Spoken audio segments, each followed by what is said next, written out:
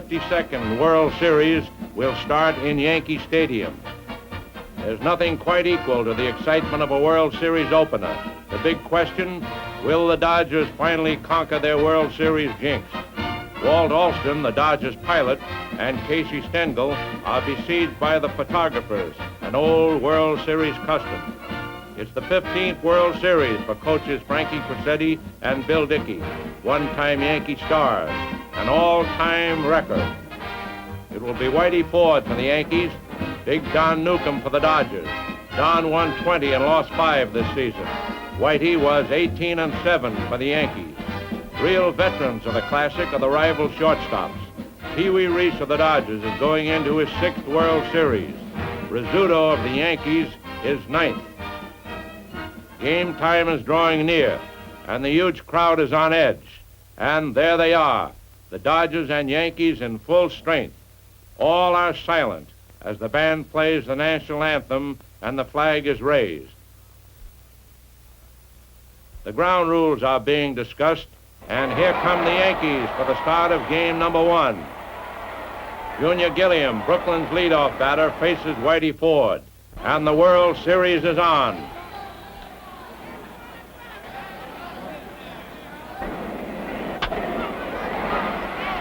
Ford takes Gilliam's grounder for an easy out at first. Carl Furillo, who had hit a homer for the Dodgers' final run in the 1953 series against the Yankees, does it again, knocking the ball into the right field seats to open the second inning.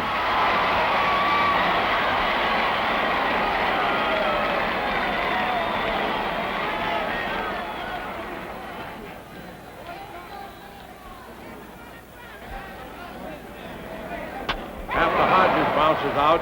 Jackie Robinson slams a triple to left center.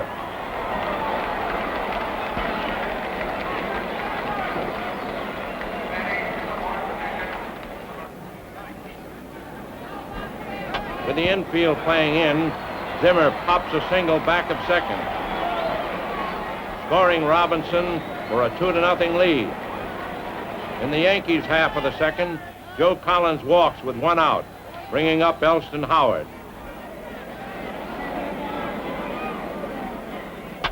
In his first World Series time at bat, Howard smashes a homer to left for 2 runs that tie the score.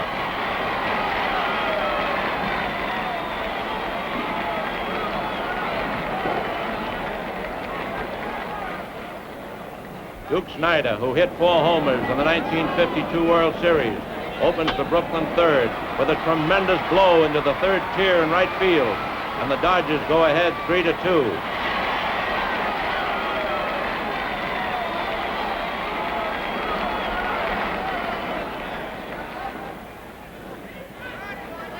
After the Yankees tie the score in their half of the third, the Dodgers put 2 on base in the 4th.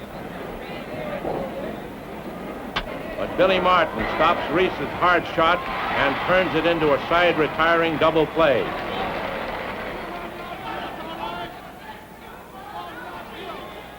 To start the Yankee 4th, Joe Collins connects. It's a homer into the lower right field seats, giving the Yankees a 4-3 lead.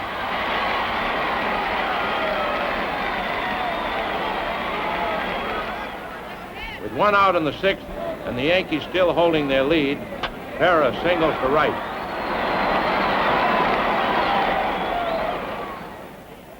And here's that Collins man again.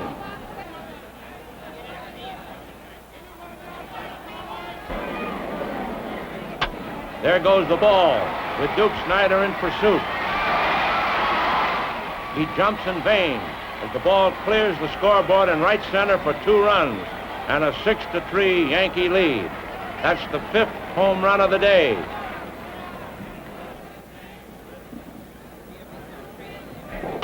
Newcomb's in trouble again when Martin lashes a triple over Gilliam's head.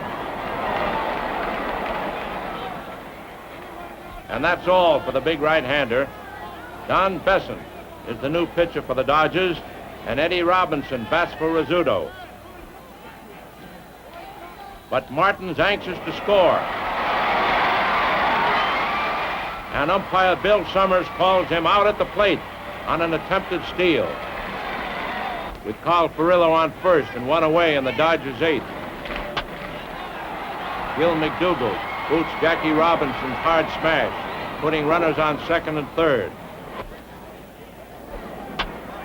On Zimmer's sacrifice fly to Noren, Furillo scores and Robinson races to third.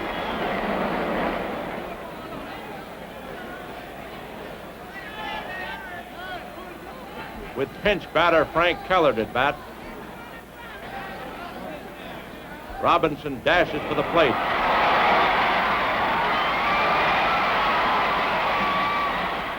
It's close, and umpire Summers calls him safe on the daring maneuver, but Yogi Berra doesn't think so.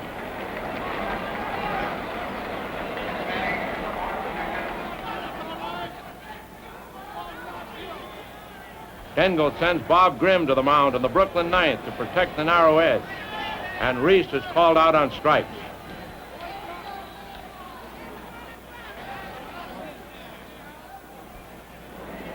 The tying run is on when Snyder singles to right.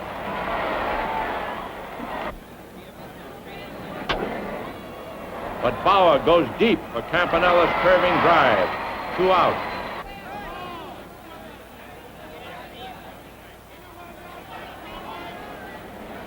Furillo fans on a high outside pitch, and the Yankees win this first match of the 1955 series, 6-5.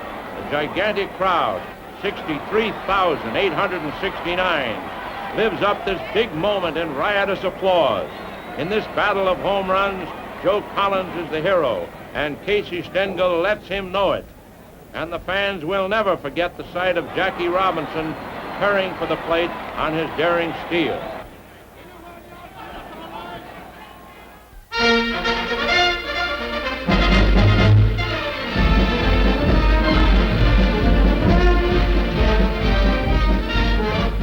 Yankee Stadium is jammed for the second game. Billy Lowe's is Brooklyn's mound nominee. Tommy Byrne will try to baffle the National League champions with his southpaw slants. After Reese launches the Dodgers' fourth inning with a double, Snyder drives him home with a single to right. The National League champions lead 1-0.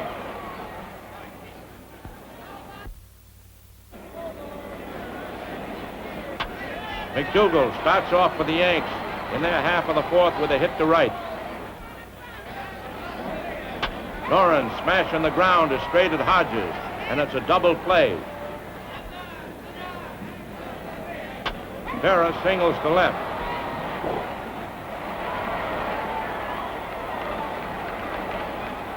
And Collins gets a base on ball.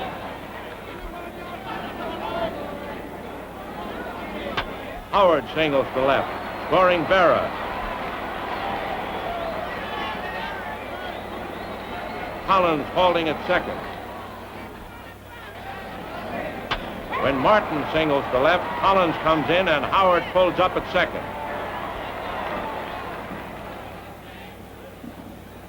Eddie Robinson bats for Rizzuto.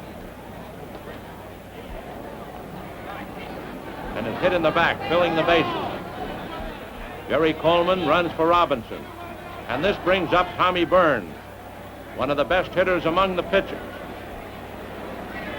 He slashes a single over second, scoring Howard and Martin for a 4-1 Yankee lead. Don Besant replaces Lowe's.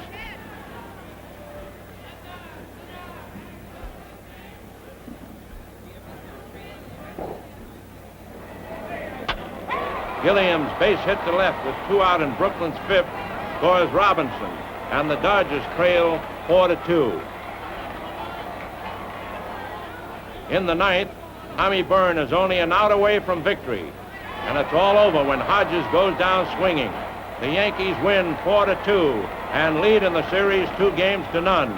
It's a thrilling triumph for Byrne, whose arm and bat wrecked the Dodgers.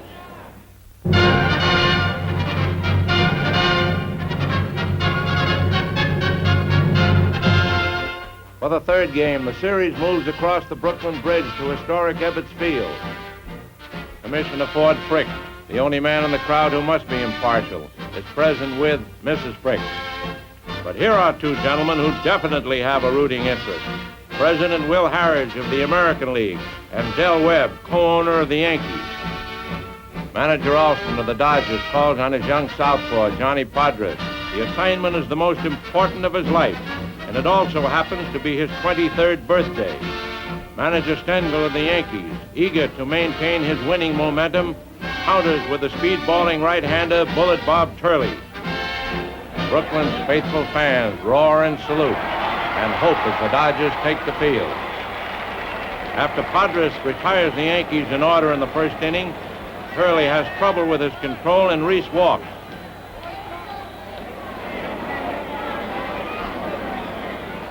Then with 2 out, Campanella blasts a home run, his first hit of the series, and Brooklyn leads 2-0.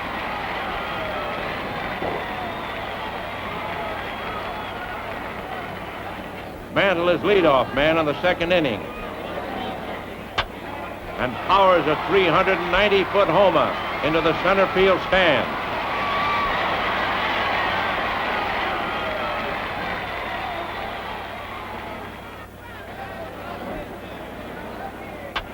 Bill Skowron keeps the rally rolling when he doubles.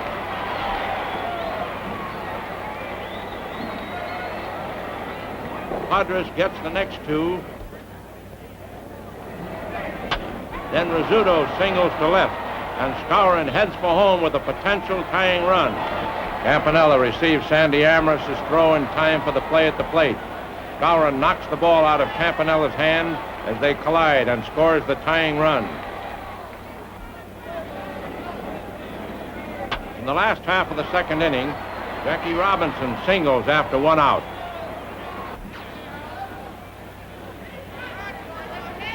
Turley's first pitch hits Amoros.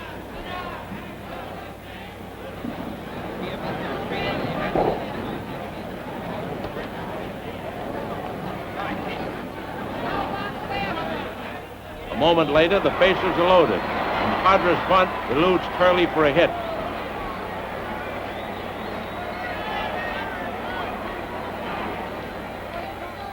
The Yankee pitcher appears upset and walks Gilliam to force Robinson home and snap the tie.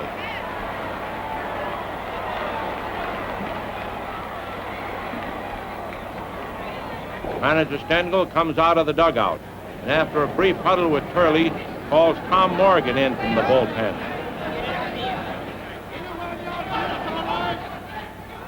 But Morgan can't find the plate and walks Reese to force Amoros home. And the Dodgers lead 4-2. The Dodgers added 2 runs in the 4th to widen their margin to 6-2. The Yankees scored 1 in the 7th, making it 6-3 Dodgers. In the Dodgers' 7th, after 1 out, Jackie Robinson smashes a double to left field and races on to third when he decoys Howard into making a throw behind to second base. Amoros singles and Robinson trots across the plate. After Podres forces Amoros with a bunt, Gilliam revives the rally with a walk. Reese then singles to tally the Brooklyn pitcher, and the lead is lengthened to 8-3.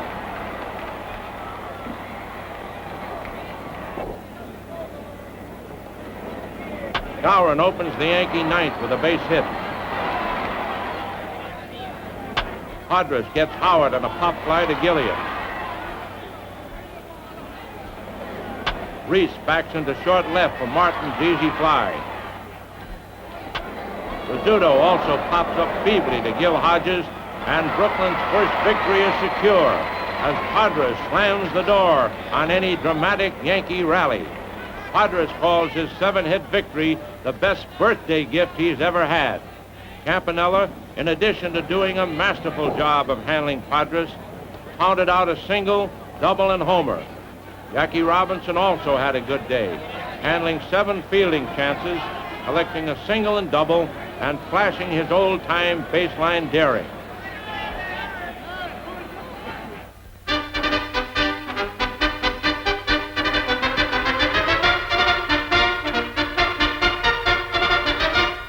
Convinced that their beloved Dodgers are back in the thick of contention again, more than 36,000 fans fill Ebbets Field for the 4th game.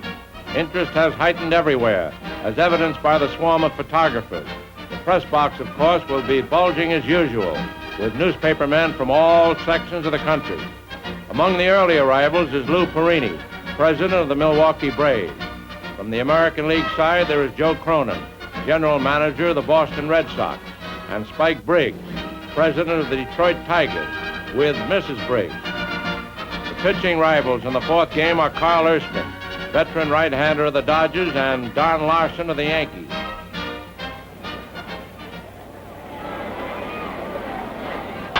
In the first inning, McDougald, second Yankee at bat, smashes a 375-foot homer deep into the lower left field stand.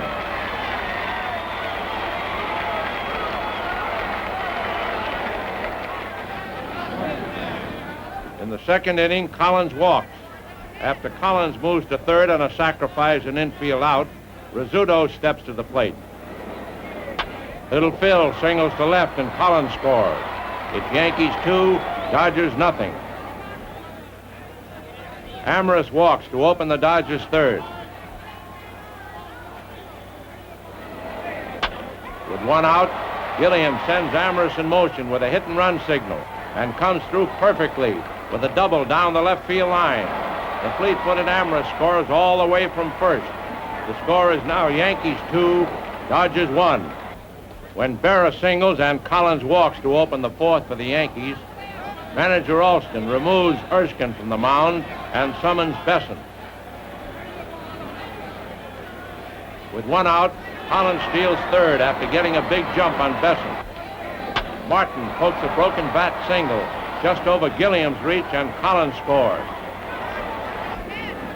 Rizzuto ends the inning when Robinson makes a fine pickup of his grounder and turns it into a double play. The score, Yankees 3, Dodgers 1.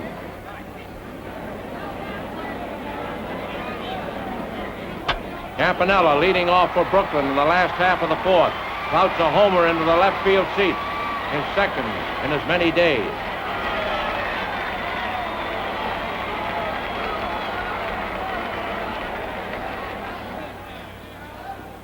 After Furillo beat out an infield hit, Hodges slams an outside pitch over the fence in right center field, scoring Furillo ahead of him, and Brooklyn takes a 4-3 lead.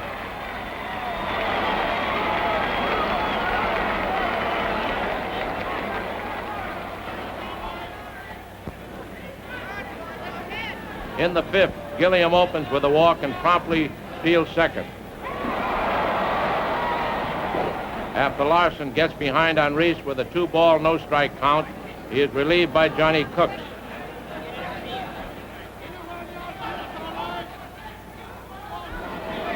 Reese is credited with a hit on a smash to Collins when Kooks fails to cover first base in time. Gilliam takes third on the play.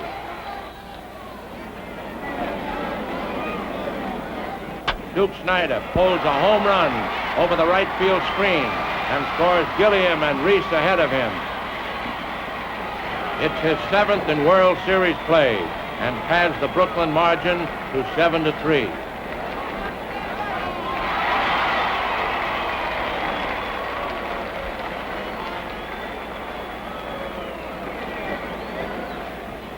Clem Labine, who entered the game in the 5th, yields 2 Yankee runs in the 6th. But in the Dodgers 7th against Rip Coleman, Campanella opens with a single to center.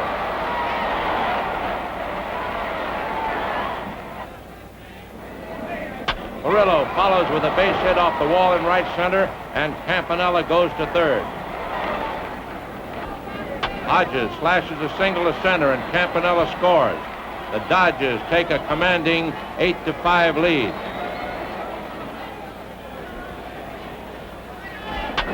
In the 8th, Skowron rifles a sinking liner to right center, and the Duke makes a brilliant one-handed stab.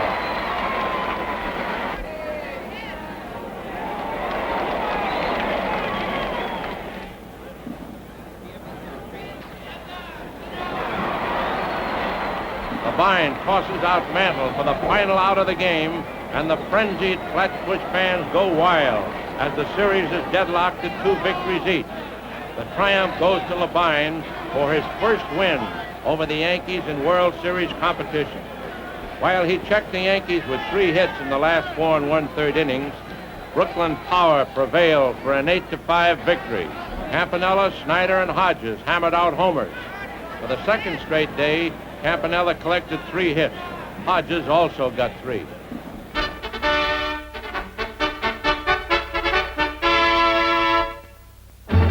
With the series all even again, the 5th game is a vital one. Thoroughly enjoying the comeback of the Dodgers is National League President Warren Giles. Another prominent National Leaguer, owner Horace Stoneham of the Giants, is present along with Bill Rigney, successor to Leo Durocher as manager of the Giants. Among the early arrivals is George Weiss, capable general manager of the Yankees. Chatting about strategy in the critical game ahead are 2 Brooklyn coaches, Billy Herman and Jake Pitler. The opposing starters of the 5th game are Bob Grimm of the Yankees and Roger Craig of Brooklyn. In the Brooklyn second, with 1 out, Hodges drills a single past McDougal.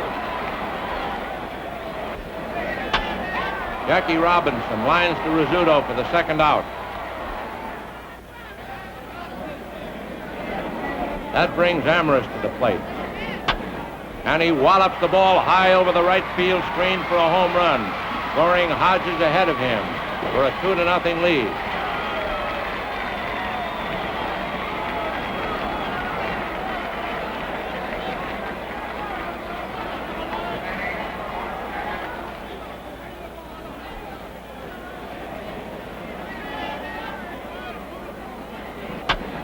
The Dodgers seem to have found the homer range again. In the 3rd inning, Snyder belts one over the right field fence.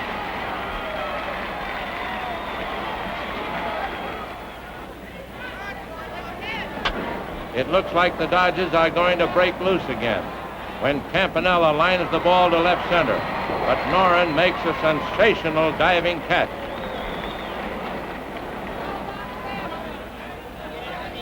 At the end of the 3rd, it's Brooklyn 3, Yankees nothing. Berra launches the 4th inning for the Yankees with a hit off the scoreboard, and Perillo's fast fielding holds it to a single. With 1 out, Eddie Robinson walks. Martin drops a single into left field, scoring Berra, and the Yankees trail 3-1.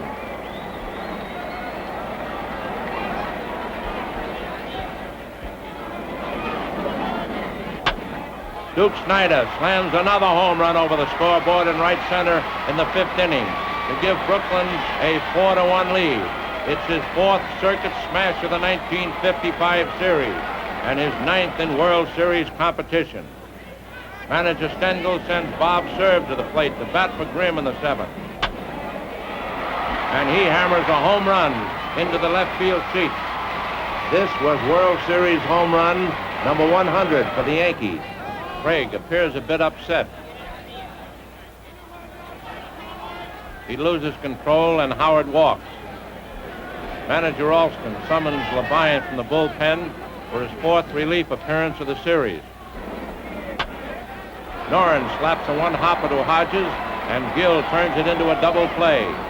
It's another brilliant rescue job by LeBryant, and the Yankees have to settle for 1 run and are still behind 4-2. Berra blasts open the 8th inning for the Yankees with a home run over the right field fence, and Brooklyn's lead is cut to 4-3. With 1 out, Eddie Robinson singles to the right field corner, and Tom Carroll runs for him. That puts the tying run on base. Martin grounds to Jackie Robinson, who starts the 3rd double play of the game for the Dodgers. In the bottom of the 8th, Bob Turley, who struck out the side on the 7th, is pitching. Perillo opens with a hit off Martin's glove. The Dodgers are anxious to get an insurance run, and Hodges moves Perillo to second with a sacrifice bunt. Robinson drives a ground single into center field, and Perillo scores to lengthen Brooklyn's lead 5-3. Stengel calls on Andy Carey to try to get a rally going in the 9th for the Yankees. But Carey rolls out Robinson to Hodges.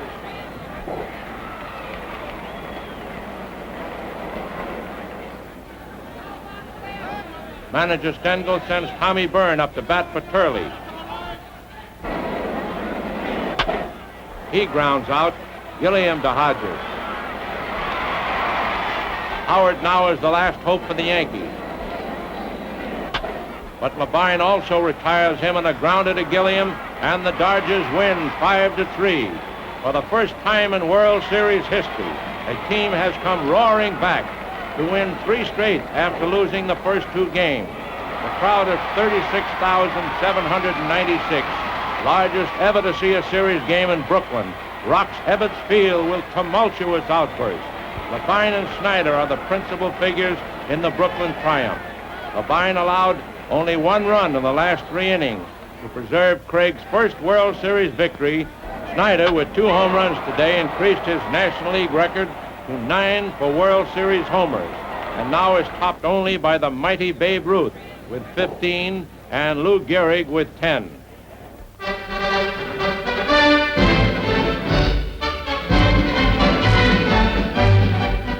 For the 6th contest, the Subway Series rivals are back in Yankee Stadium. And now the Yankees are in an unfamiliar role.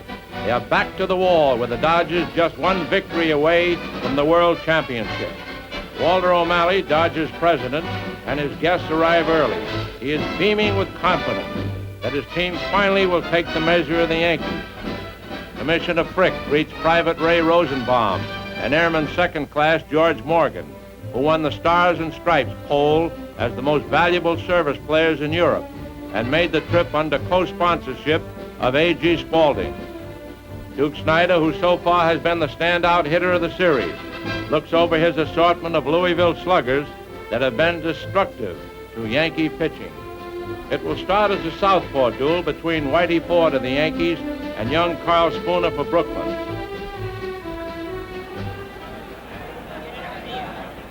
Spooner's control is bad at the outset, but after he walks Rizzuto, he strikes out Martin. However, on the 3rd strike, Rizzuto breaks fast and steals second. It's the Scooter's 10th World Series theft. McDougald walks. Then Berra bounces the single over Spooner's head and just out of Gilliam's reach. Rizzuto scores and McDougald races to 3rd. Bauer singles to left, scoring McDougald, while Berra stops at 2nd.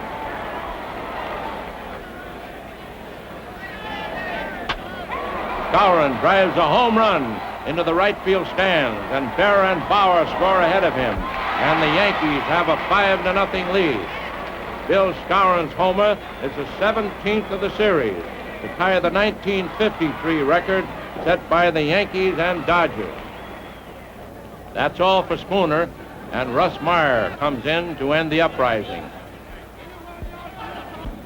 In the Yankee 3rd, Bob Cerv is at bat with 2 on and 1 out. He grounds to Robinson, who tags Berra and throws to Hodges for a twin killing. It's the 11th for Brooklyn to set a new record for 1 team in a World Series. Reese opens the 4th inning for the Dodgers with a single over second base. It's Brooklyn's first hit off Ford. Snyder hurt his knee chasing Skowron's fly in the 3rd, and Don Zimmer bats for him. Zimmer strikes out. Campanella walks on 4 pitches as Ford has a wild streak. Perillo singles past the sprawling Rizzuto, and Reese scores.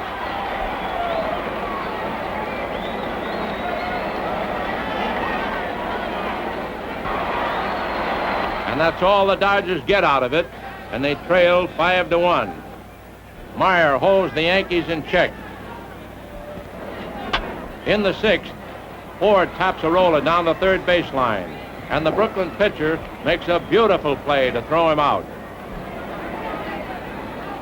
It's still 5-1 going into the 8th inning, and Ford actually seems to be getting stronger. He starts by fanning Zimmer. Campanella grounds out to Rizzuto. Furillo goes down swinging. In the ninth, Hodges bounces to Rizzuto for the first out.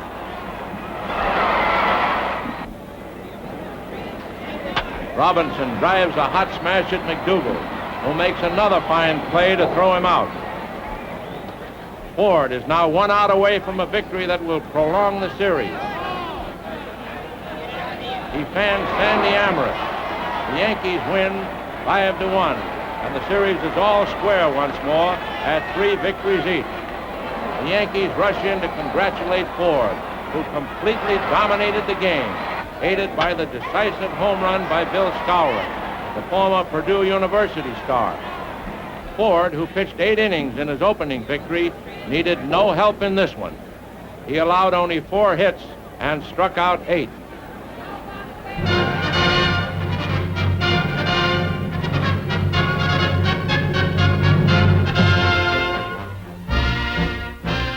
This is the big one.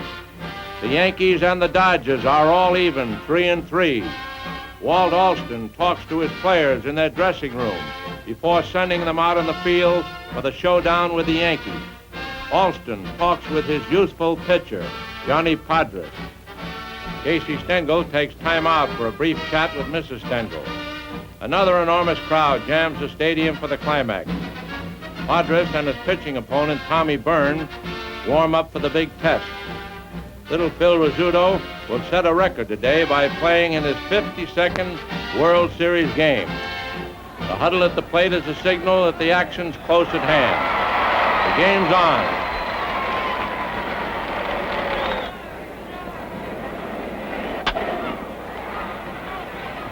Rizzuto takes Gilliam's high hopper and Byrne breezes through the first inning.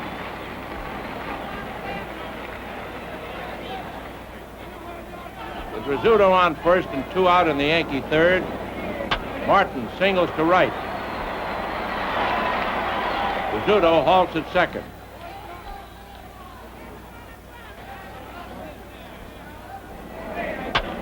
McDougal sends a roller toward third base.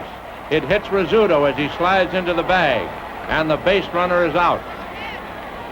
It's an automatic single for Gill. Podres is out of a jam, and still no score in the game.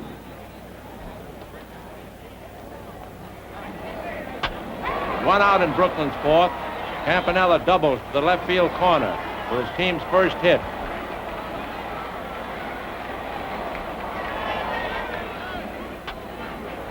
And goes to third while Rizzuto is pegging out Furillo.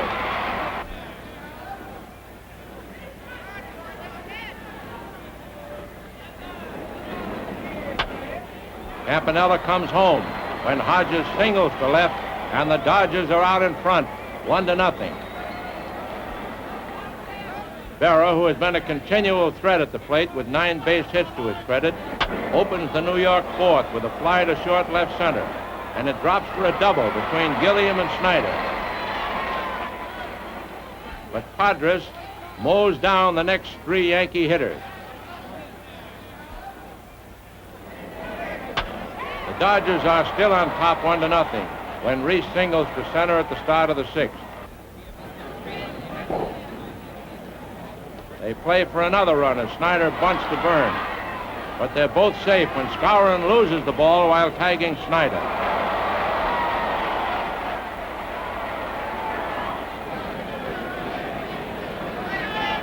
Campanella moves the runners to third and second on a sacrifice bunt.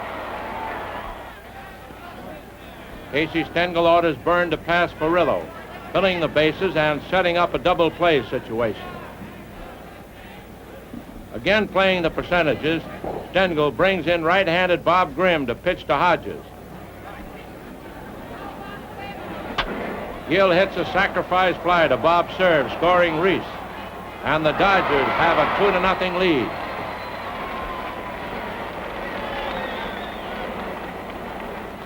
At the beginning of the Yankee 6th, Gilliam moves from left field to second base, and Sandy Amherst comes from the bench to left field. Billy Martin leads off with a walk.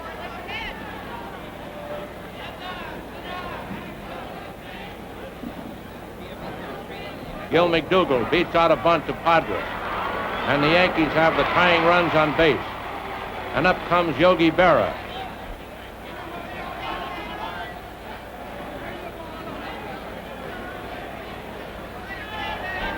There goes the drive down the left field line, and Sandy Amorous races for the ball, sticks out his glove just in time and makes the catch.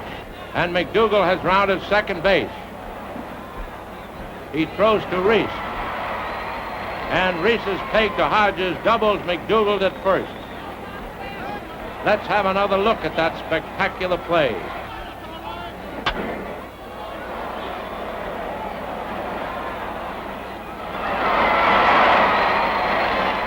That double play is Brooklyn's 12th, the 19th of the World Series, both World Series records. Can Padres keep the Yankees at bay? That's what the fans are wondering when the 8th gets underway and the score still 2-0. Rizzuto pushes off with a single to left center. After Martin flies to Furillo, McDougal bounces a single off third baseman Hope into left field, and Rizzuto scoots to third. Here's Yogi Berra.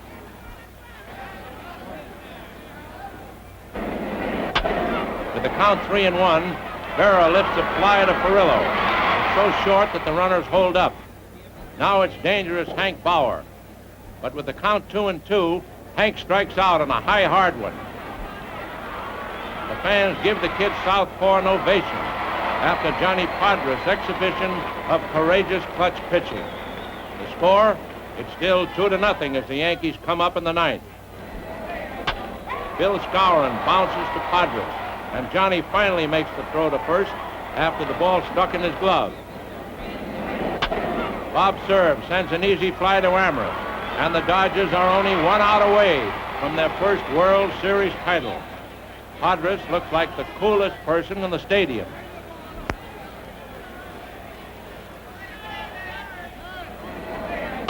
Elston Howard sends a grounder to Pee Wee Reese, and these Dodgers at last are world champions.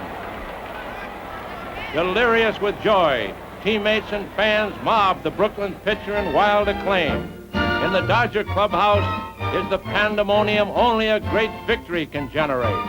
And setting the zany pace are Gil Hodges, Duke Snyder, and Don Newcomb. This is Brooklyn's greatest baseball day. Newspapers shriek the tidings. Brooklyn Bridge goes topsy-turvy at this monumental event. The street signs rock along Flatbush Avenue, and downtown Brooklyn is almost upside down. The crowd files out, one which has showered cheers this day on the 23-year-old son of an upstate New York miner, Johnny Podres, truly a great competitor. It was a great series. There will be others as long as this great game of baseball is played. There will be new heroes because baseball will always bring you great new players and exciting ball games. See a ball game often. Follow your local team. It's fun for the entire family.